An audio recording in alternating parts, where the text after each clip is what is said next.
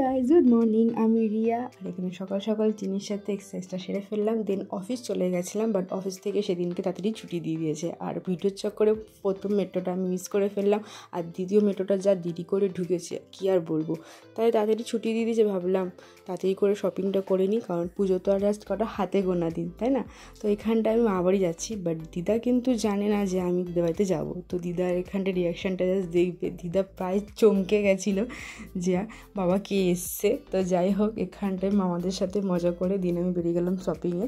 তো প্রথমে আমি গেছিলাম স্মার্ট বাজারে, বাট স্মার্ট বাজারে সেরকম একটা কিছু কালেকশন ভালো পাইনি। আর এখানে দেখো মলটাকে কি সুন্দর সাজিয়েছে, তাই না? দেন চলে গেলাম জুডিওতে। জুডিওতে এই সেকশনটা আমার উইক পয়েন্ট, তো অনেক কটা কিছু কিনে নিয়েছি। আর এখানে অনেক কিছু টপ ফপ উঠেছে, বাট ভাবছিলাম ভাই এগুলো কী করে পরে না পরে। তো যাই হোক, এখানে আমার শপিং হয়ে গেছে। আর এখানে দেখো লাইট লাগানো শুরু হয়ে গেছে। তো চলো, টাটা।